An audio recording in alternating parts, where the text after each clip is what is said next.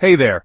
If your MyQ garage door opener isn't connecting to Wi-Fi, don't worry, you're not alone. Before we dive into fixes, let's cover the basics. Check your Wi-Fi signal strength near the garage opener. A weak signal might be the culprit. Move your router closer or use a Wi-Fi extender, and yep, restarting your router is always a good first step. Alright, let's get into the real solutions. Fix 1. For iPhone 14, 15 and newer, privacy settings might be messing things up. Here's what to do. First, open your iPhone settings. Next, tap Wi-Fi. And during the setup, look for the MyQ network.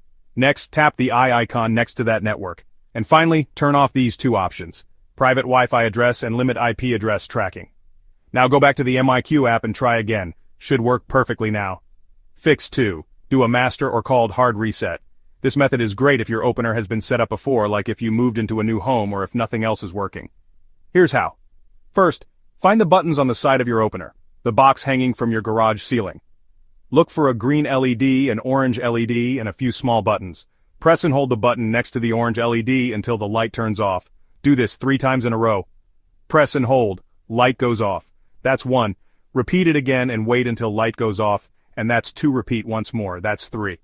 Your MyQ system is now fully reset. Fix 3. Try using an older iPhone for setup. If your iPhone 14 or 15 just won't cooperate, here's a fix that might surprise you.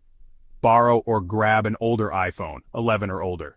Download the MyQ app and log in. Go through the setup steps. It should work right away. Once connected, switch back to your main iPhone, 14, 15s, and control the garage door just like normal. No extra steps, no tech support calls, just done.